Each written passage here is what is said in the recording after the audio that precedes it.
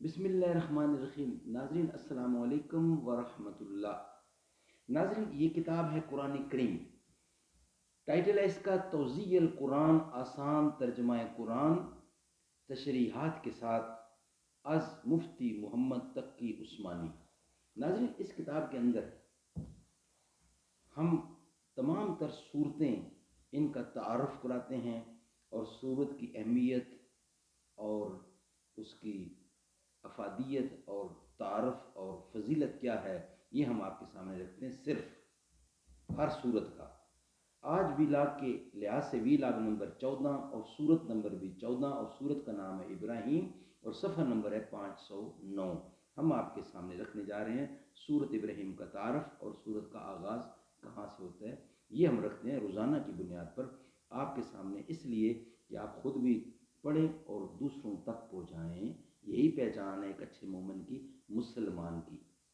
نحمدہ ونصلی علی رسولہ الکریم، بسم اللہ الرحمن الرحیم۔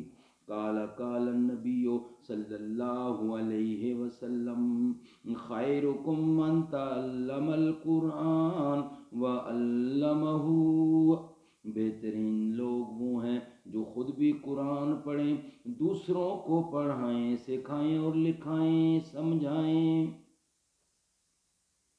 زباں پر مومنوں کے جب بھی ذکر تاجدار آئے تو اس کے بعد لازم ہے کہ ذکر چار یار آئے۔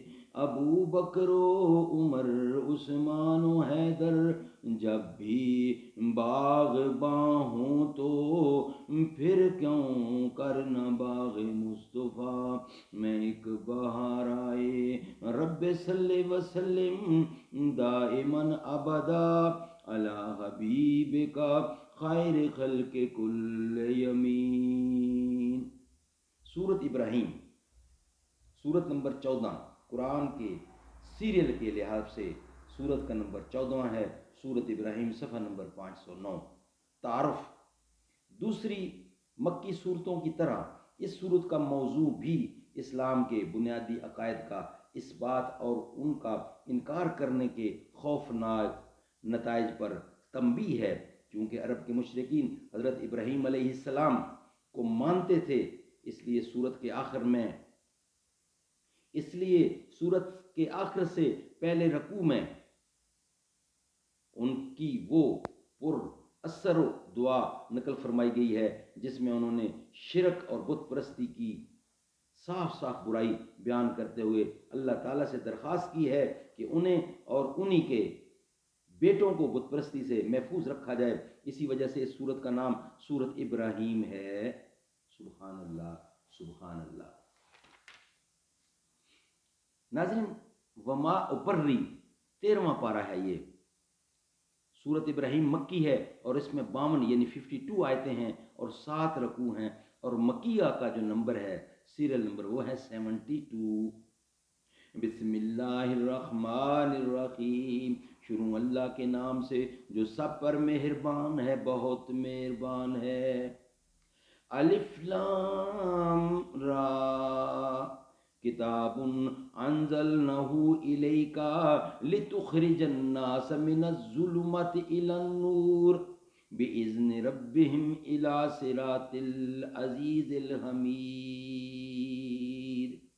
الف لام را، اے پیغمبر یہ ایک کتاب ہے جو ہم نے تم پر نازل کی ہے تاکہ تم لوگوں کو ان کے پروردگار کے حکم سے اندھیروں سے نکال کر روشنی میں لے آؤ، یعنی اس ذات کے راستے کی طرف جس کا اقتدار سب پر غالب ہے اور جو ہر تعریف کا مستحق ہے۔ سبحان اللہ۔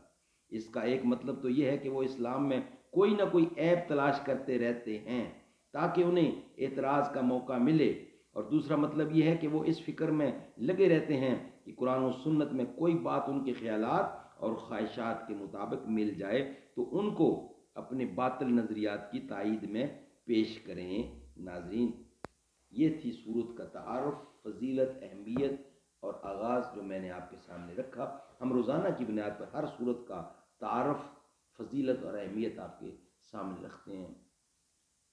اللہ تعالیٰ مجھے اور آپ کو قرآن کریم خوب سے خوب تر پڑھنے کی اور سمجھنے کی توفیق عطا فرمائے، اور اپنے بچوں کو بھی۔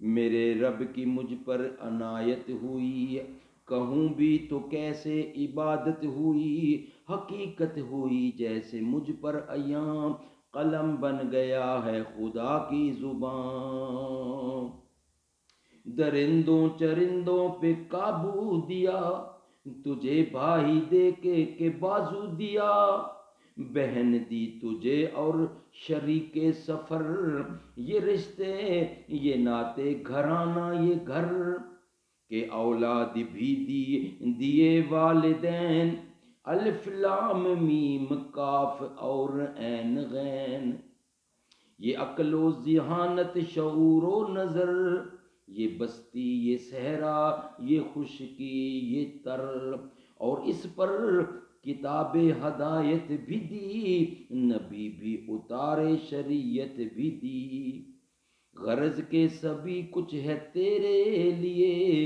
بتا کیا کیا تو نے میرے لیے۔ اللہ تعالیٰ فرماتے ہیں کہ میں نے سب کچھ تیرے لیے کیا، تو یہ تو بتا تو نے میرے لیے کیا کیا۔ شاعر کہتا اپنی زبان میں، غرض کے سبھی کچھ ہے تیرے لیے، بتا کیا تو نے میرے لیے۔